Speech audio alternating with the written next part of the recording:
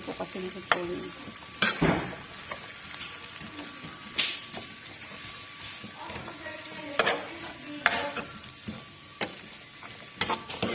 Simple ulam lang po, pero masarap.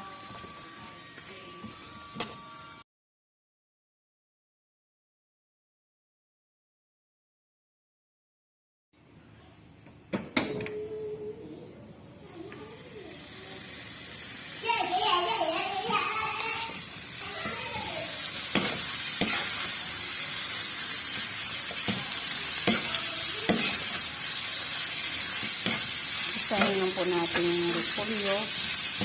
Sunod po natin dito yung puyo. Ito po yung nagpapalasa talaga.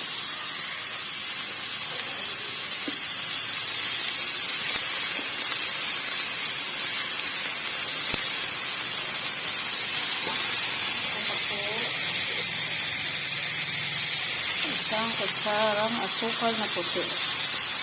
White sugar. Pwede rin po brown. Bagay na.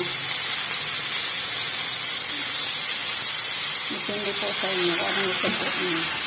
Hindi na po ako naglalagay ng asin pag nagluluto ng ganito bisa.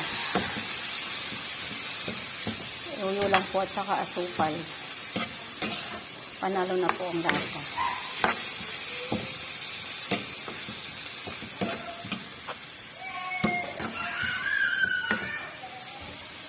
Ito na po yung isda.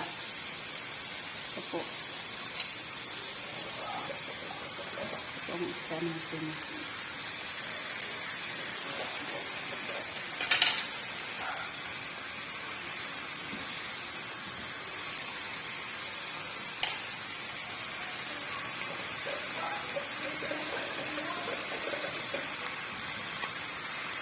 Ito na po ang ating